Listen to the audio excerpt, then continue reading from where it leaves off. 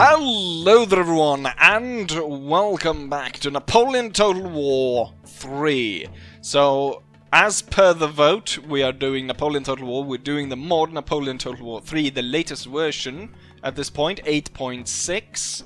And as for the faction vote, which I decided just minutes ago, we're gonna do the Ottoman Empire. 30% of the votes. It was quite an even vote. Britain came up at the end at 25%, and I saw that they weren't gonna gain the upper hand. It was quite close at a point where they went up to about 28%.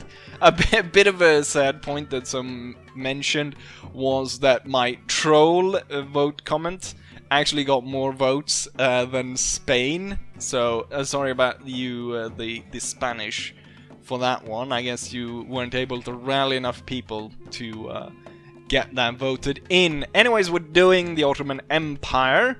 Oh yes, I should say, as not just doing the Napoleon Total War 3 mod, we're also using the Bran Macborn submod, which has been updated to go with 8.6 as well. So with that laid, we're gonna go over the goals of the campaign. So there's two main adversaries sort of towering over us. You could say that we're going after two towers and we need to bring them down, and then I have a little bit of a side quest depending on really how long the campaign is going and if Napoleon is wiping his behind upon my pitiful empire. So we've got two enemies above us, Russia and Austria. And Austria, I mean, taking Vienna and coming back after the defeat at the siege of Vienna, where those bloody Polish lancers came in. And I mean, we did quite recently in Empire do a Polish-Lithuanian campaign where we rode down quite a bit of Ottoman troops with the lancers. So a bit of a revenge in that sense. So we might push all the way up into Prussian territory and take Poland. But obviously the golden apple will be centered on Vienna. Then also we have the Russians. The Russians are looking to release, or, you know, liberate, within quotation marks, the Slav people of Eastern Europe that we have under our control. The Orthodox, so we really want to strike them first and bring them down before Russia realizes its potential. A big point in this campaign is going to be the Ottoman Empire at this point was called the sick or the dying man of Europe. They were underdeveloped, they've been falling back due to a number of reasons. You can read through the nation description here. So we've got two adversaries, really. We've got the Islamic clergy, which is holding back society from using or developing or putting into place Western sort of not ideals, but Western style of thinking or way of organizing. So we're kind of behind on that sense. And then also the military is also behind. We need to look to Europe and Napoleon and take that in.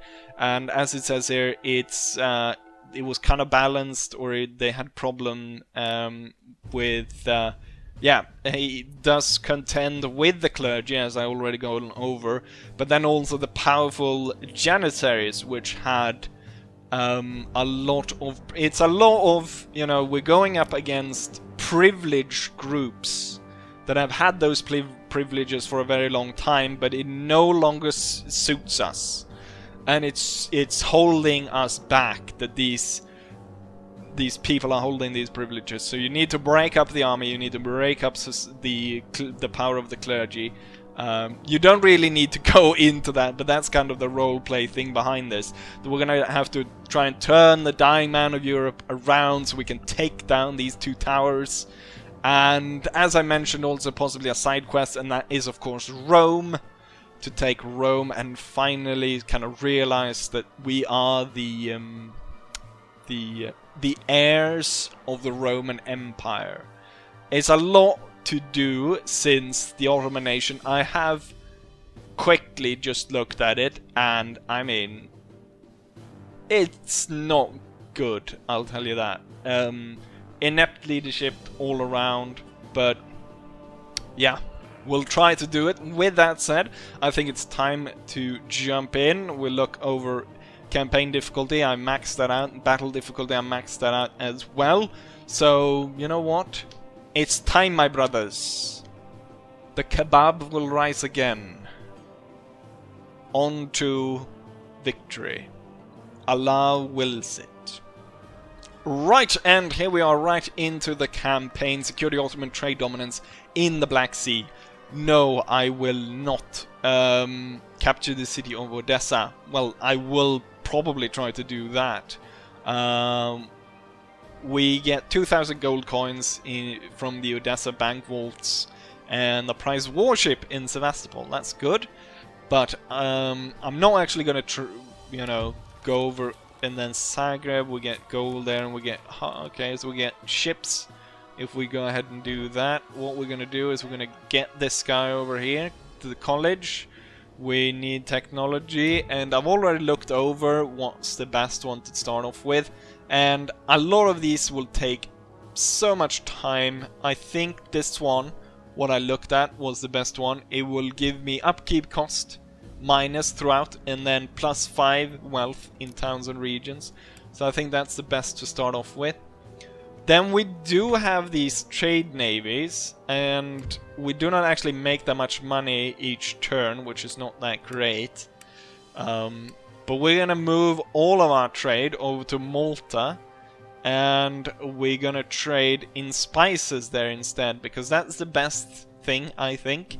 You could go for a more valuable trade option, which would be ivory, but since the Oran ivory trade is already under the control of the Spanish, we would have to go all the way over here to the Cameroon trade route, and I simply think that's too dangerous. That's too close to possible enemies.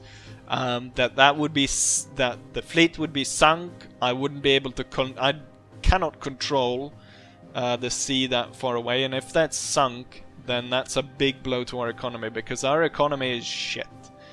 We're gonna have the spy. Most likely we're gonna want to see what's happening over in Russia. Let's see. Yes, we're gonna start moving the ships then. So I definitely want to protect these. So I'm gonna move this fleet into the Black Sea, and then we're gonna take these ones and we're gonna start moving them over there, and we've got one ship over here.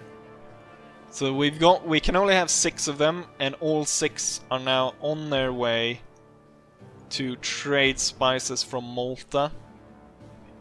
And that will add to our income. Right now it's not that good, but I'm hoping that we can change that with a bit of trading. So we don't want to trade with the enemies right away, which is Russia and Austria, because normally what I find is that actually leads to war. Instead, we want to see if we can trade with some other nations. So let's see what France says. France says okay, that's good. The Spanish, we want to trade with a lot of the bigger nations to start off with. The Spanish go okay with that. Smaller nations, Portugal maybe? I don't know really. You know what? We'll center on trade routes close to us. And there we go. We'll have to upgrade our ports to get more. But I hope that I changed the... Yes, income will now make 4 a turn. That is going to change though. We're gonna build a lot. We're gonna start off building roads everywhere. Roads are needed. We don't... I mean, that's how inept the empire is at this point. We don't even have roads. A bloody clergy. Then up here, or at the front lines, supply posts up at the border here, and we need supply post here as well to replenish our troops up at the border. And then I need to start moving troops. So all regular troops will immediately start marching towards the borders. Now, a few places will not be too happy about that. Greece is going to their different religion, and I mean, they don't really like being under our control. So we're gonna recruit some of these militia units. I'm not gonna try and pronounce that. So we're gonna put 2 of each in each town, just so that we can hold the place. We've got a special bloody big gun there, but it costs 4,000. Probably not gonna do that. So now we've gone over that. Trade, roads. Let's see. We're minus 100 each turn. But that's going to change once we get the navy in play. We've got these, but I don't think those are really that important to build up here in the start. What I want to get is extra cash. So, ooh, yes, it could be good there to... Is this... this is a dockyard. I don't know how much of an idea it's going to be to actually try and build some sort of naval force. Because hopefully it will turn out that once we take this, the Russians will have no access to the Black Sea. So then that's secure. And I mean, the other guy we're against is the Austrians, and they're not gonna, you know, really build a big navy. So I'm contemplating actually switching this out, building a trade port here. But for now, what we'll do is we'll build up this one to allow for more trade. To make sure that this stays under our control, it might be good to upgrade that. And what we need with a final bit of cash is we need a general up here. And we're gonna take Husaid Ahmed. He's a superior general, brave soldier, corporal in gold raids. I've already looked at these generals. And I contemplated also taking Horace Sebastiani. Because he's an artillerist, and that would give me a little bit extra movement on the cannons. It's only 2%, so it's not that big of a deal. So I think we'll take this guy for now. It's kind of got this weird pot on his head. Right, so I think we've set it up. We're going to end a few turns, and we're going to see if whoever declares war on us first. Oh, yes! You know what? I almost forgot. What we need to do is go over the ministers. So I said the leadership was inept, and it surely is inept, because the only ability any of these guys... this guy actually has. Ah, that's nice. Last time I did this, Saduk, I want to hire you. Everyone else is absolute shit. So it's only status quo. We've got 2 guys with status quo and 1 guy that's actually something to... So first off, you out. You out. I wish I could kill them to make a statement like, all these stupid old dudes, you gotta go. Of course, the guys with actual talent are the last ones to get picked. Something of a banker. So he's... Boom! Treasury. Already... the Kebab Empire is coming back. And then, I guess, status quo for the other guy.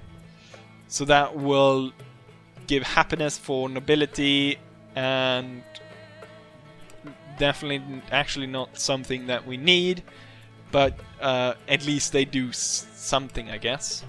So, completely inept, stupid bastards. We've got a pretty good spy, though, assassin. Now is the time where we end turn and hopefully go into battle somewhere. The end of turn, and no one has declared war on us, which is really great. One thing that I forgot to check was this guy's an armchair general. So that would make it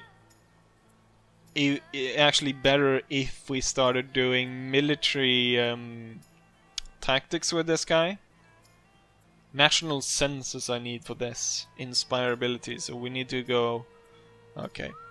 Well, I guess we'll have to wait with that for right now. Anyways, the good thing is that Russia has not declared war on us.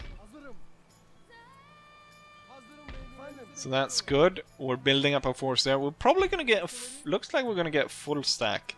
Thing is, I haven't really got to grips with how good / bad my troops are.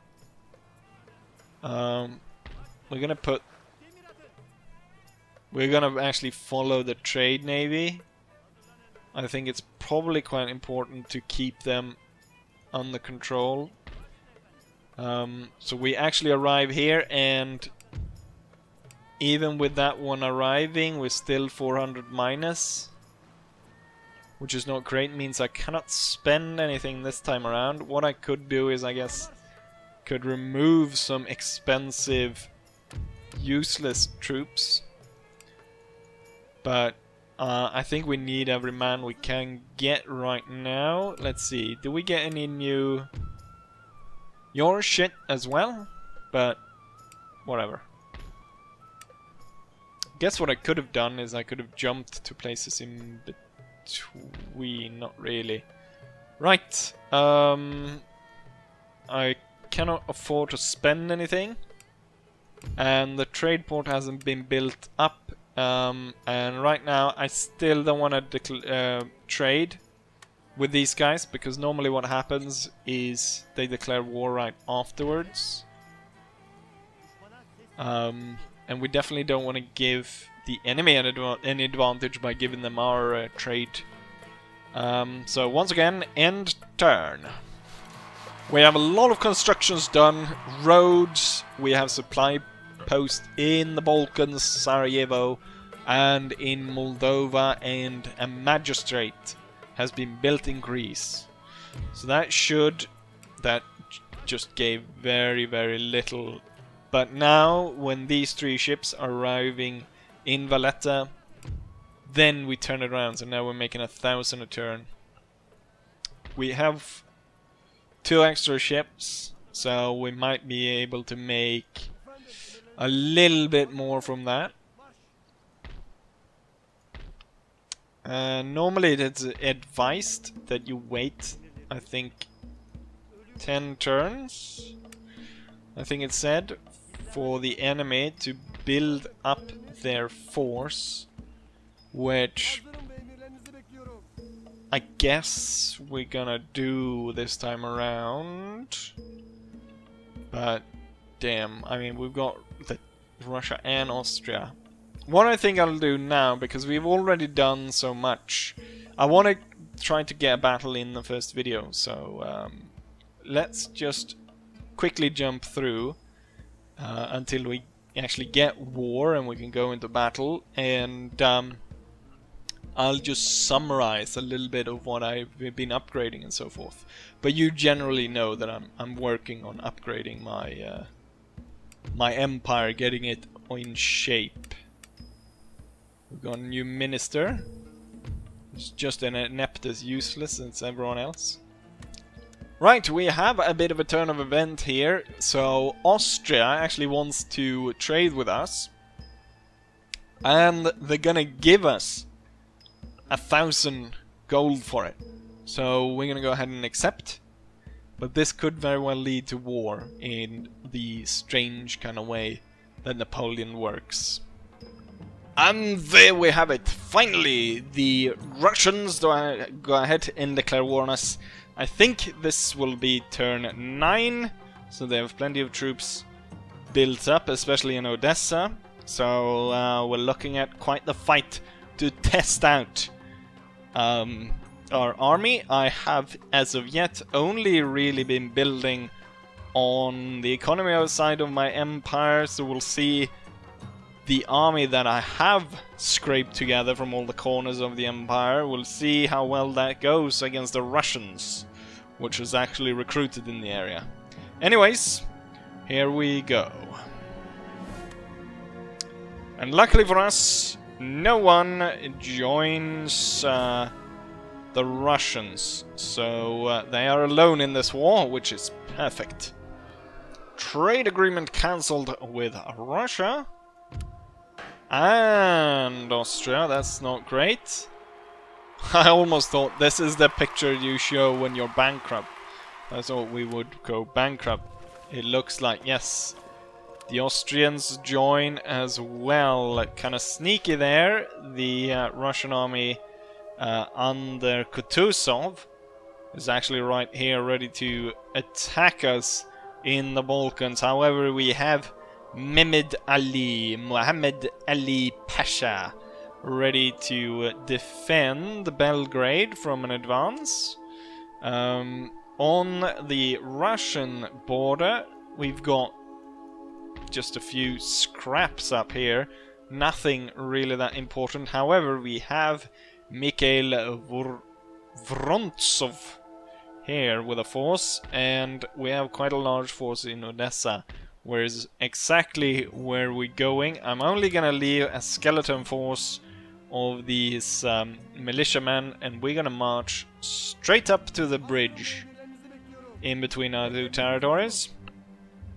So I was banking on the fact that Russia would be the one to declare war on us first, which means that I have actually been building to cobbled roads from the capital all the way up to the front. Also, one thing that I really want to do is I want to capture the Russian trade route, or not so much a trade route, but their trade ships. So what I'm doing is I'm actually building a few ships. So I'm building two 38 gun frigates. We'll put them together with these, and we'll go over trying to capture the Russian trade ships. I do have a few ships here, but I want to keep them here just to protect the trade navy. If the trade navy falls, a lot of my income will fall. Also, I should quickly mention I have been able to get a little bit better representatives in my cabinet. We already had Sunduk Faoud as treasurer, which is doing quite well, but now we also have Baturus in Abd, which is a minister of justice, and he has an extra star there, so a little bit better than the others. And then armored, we've got Dogan Talat, which is for the army, and he's doing also one extra star. I have a little bit of money, and I think this is probably the point where we need to start recruiting troops, even though I do not have a lot of money. I'm not entirely sure what's the best bang for the buck, but as I'm looking here, I can see that these guys, they're irregular, but I can see their accuracy is 16 and the morale is 20. It says poorly equipped mob. These Janissaries, however, only have 15 morale. I guess we'll go with Janissaries. There are a bit more of them. There's like 40 men more in that unit. So we'll go for 2 of those there. I don't really want to spend too much. I mean, a 2-front war is the last thing I want. So I'm hoping, if I don't move here, the Austrians would be very occupied by France around Bavaria. So we'll hope that's the case. And we'll focus all our effort on taking down the Russians.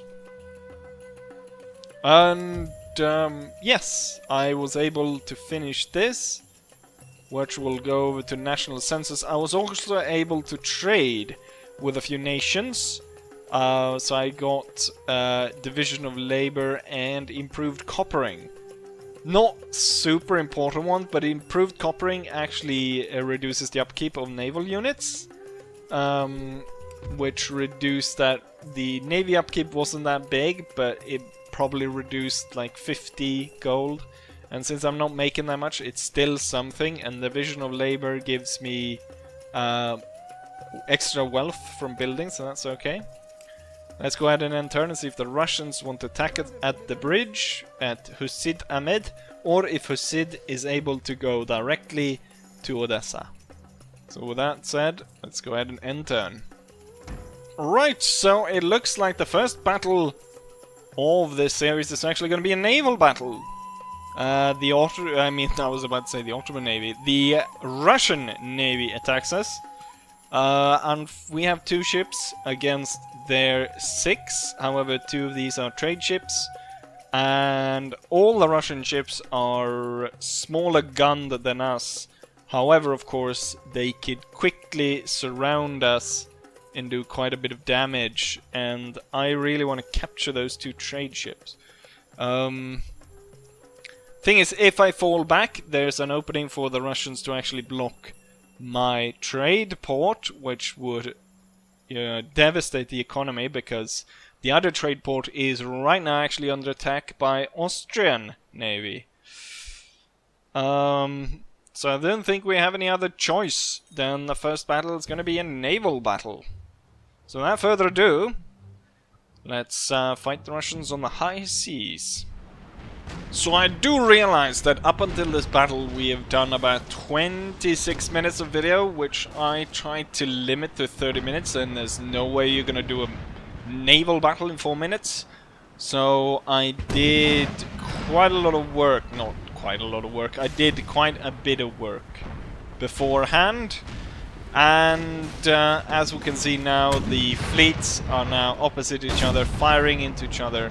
And I have made quite a bit of progress, or my admiral ship has made quite a bit of progress on the Russian admiral ship, which is this one right here. You can see that his hull on the side that I've been targeting has lost tons of points.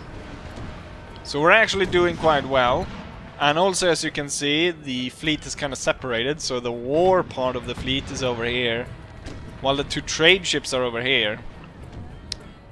Far out of reach of our cannons or possible sort of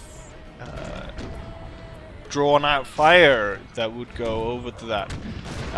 So hopefully I'll be able to defeat this fleet and then go and capture this. Ooh, I thought I saw fire on our ship, but it was actually just one of the cannons firing. And now we're close in to the point where we are actually within musket range. Funnily enough, they're actually putting the 24 frigate in front of the admiral ship, and I imagine this is to protect him. Which is an interesting strategy, to say the least, by the Russians. I'm speeding up my ship as it's faster, and hopefully we can continue to put shots into the enemy admiral and sink him. As you can see, we have also lost quite a bit on our hull. I would say maybe half. And I'm hoping we can sink these bastards. We do have enough crew to board them, but I do not want to dare it, because I want to save that for these ships. And also, I mean, we are within kind of canister range, but I'm not entirely sure how effective canister is compared to round shot, because round shot will do... Ooh, that broadside just brought them down to red. It looks like they're kind of tilting here in the water. They're probably taking on water now. So with us now going this far... One of our ships is withdrawing from the fight. What? This was not my admiral now, I now realized, but... What are you doing, you stupid bastard? We are on the verge of glory to sink the enemy admiral, and you retreat for no reason whatsoever. If you do not get back... Well, he's back in the fight now, but damn, I'm gonna have his head if he does that again.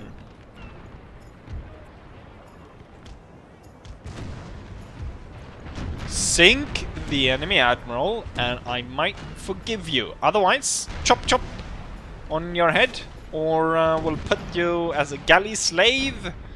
Otherwise, we just go ahead and, I guess, shish kebab you and give you to Vlad the Impaler.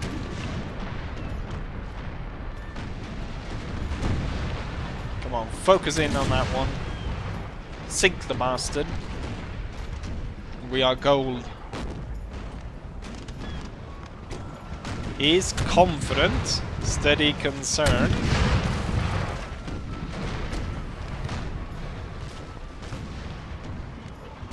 Come on. One thing is, I should probably put on a time limit. Now it's unlimited, but just it's a lot easier to keep a track of how long the battle has been going on. Oh, now once again, he's routing.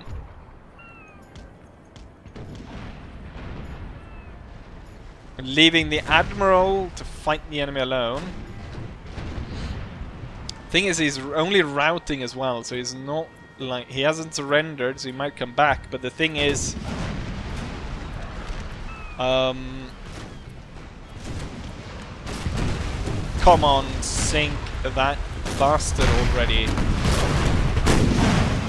There's no hull whatsoever left on their admiral ship. Great. Oh, now he's on... It looked like he was on fire. He's not. I'm gonna save up a broadside. We're gonna drive up to this one, or not drive, we're gonna... Oh, now he's back again. Why is he doing that? And it seems like we're reaching the edge of the world, or the map. Yes.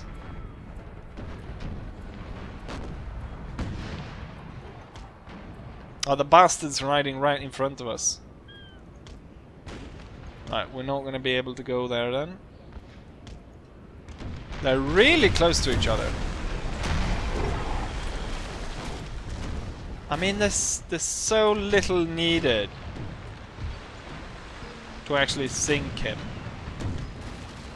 And now we're going up into the wind, that's not great. I guess we'll unleash that broadside on this bastard instead.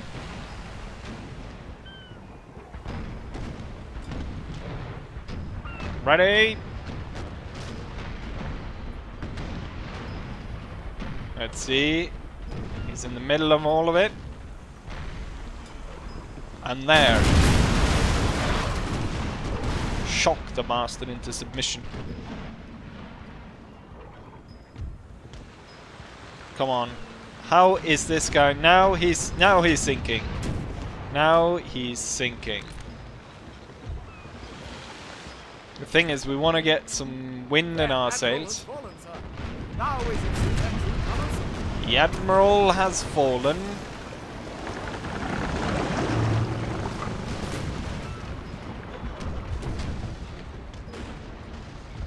So all we need to do is kind of keep this up. The brig is turning away, it seems. Continue on this route.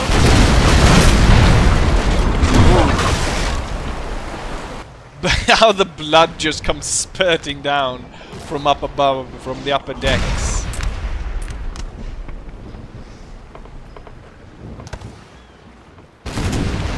I mean, if canister was really useful, I would use it, but normally I find that it's not. It's sort of, all of the bullets just get soaked up by the hull. And usually it doesn't really affect either the armament. This guy's routing. So we got one routing, one sinking, and I mean, looking at how damaged all of the enemy ships are, this is a rather great state we're in. And it bodes well for us capturing... One of our ships is withdrawing from the fight. Oh, now it's the Admiral withdrawing. Why are they withdrawing though? We are winning. This I don't get. Why do our guys route like this? And then just to come back to unleash a volley like that. Raking this guy. We can actually sit there and rake them. I'm going to just hold you because I don't want to push cannon shots into that.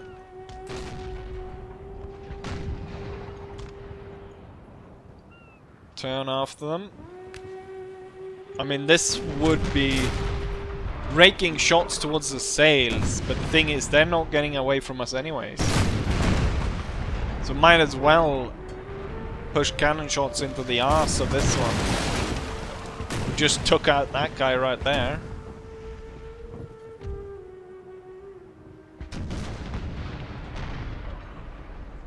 Looking at the amount of damage we've done on these sides, as soon as my Admiral starts getting shots on this, we might very well sink these bastards. Ready, broadside, fire! Oh! They're on fire, and they're routing. That's not great.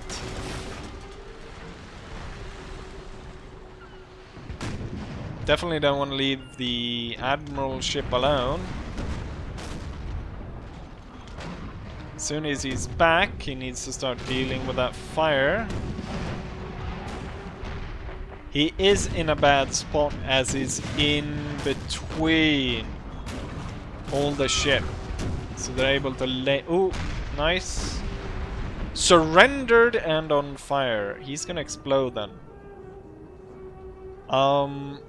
They're gonna have to take a wide circle around him. Because he's gonna explode. He's definitely gonna explode. If they don't start working on combating that fire, that ship's gonna explode. We're going in for the secondary attack. They've kind of split off their force where the brig is all the way over there.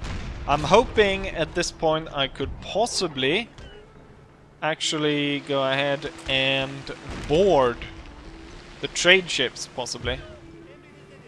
We'll see if I'm able to get around this one. I was not supposed to fire like that, but we'll see. We're gonna see 55 crew against 118 should do well. Thing is, as the guys are shaken, I'm a little bit worried about that. That they will give up before the fight starts.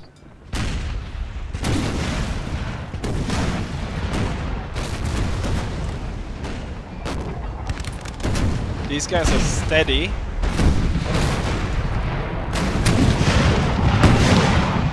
They have 11 guns left, 68 people. The thing I'm worried about is them in my crew surrendering while during boarding, because then there's no coming back.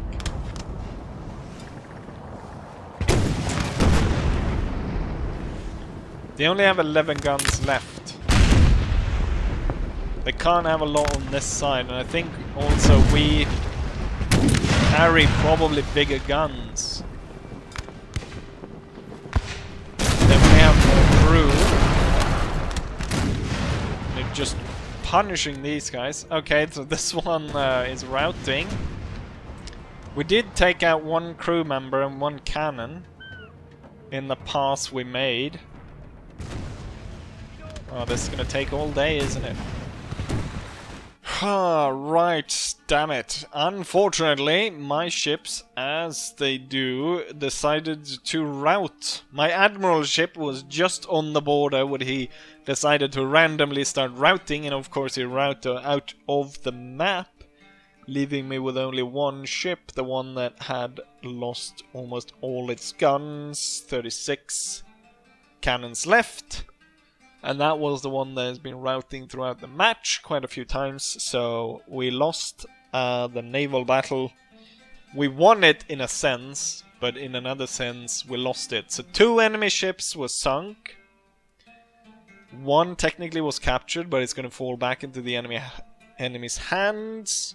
So they're gonna... damn it. Great. Anyways, yes, let's go back to the campaign map then. And here we have the results. So 6 ships of the Russians, 2 of them were lost. Both of our ships remain, so we kind of cannot come up on top, even though we actually lost the battle and we are forced to retreat.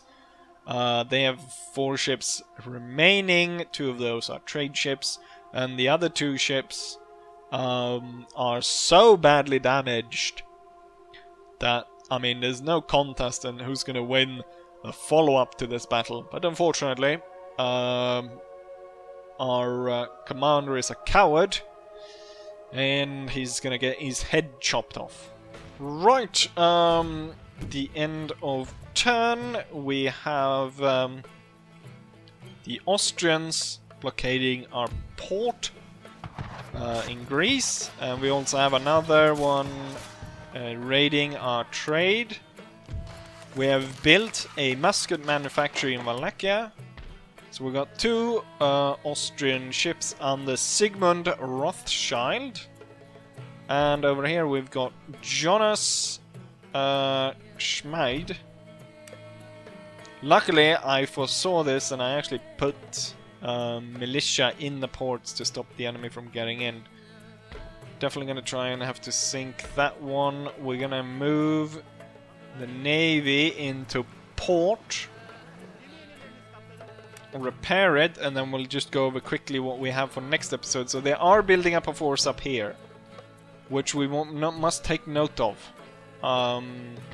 But we have an opportunity here to strike directly at Odessa and take that from the Russians. Looks like it's going to be a rather large battle, so we have 1 battle set up there.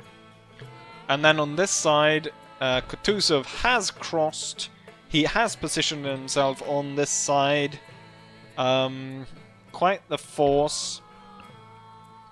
I do think Mehmed Ali, unless he retreats, could be able to hold off the enemy there, so that'll be nice. We might want to spend the money on building a small stone fort there. So there we have the situation right now. We're still making money even though they're blocking a port. The council is still largely inept, but I feel we're going in the right way. We have a little bit of money. Can definitely recruit some more troops as we go along. And yes, this has been a little bit of a too long first video, but that is to be expected in the first video with all the time it takes to set it up and so forth. Anyways, I hope you guys enjoy this, and hopefully I see you guys for the next one. Bye!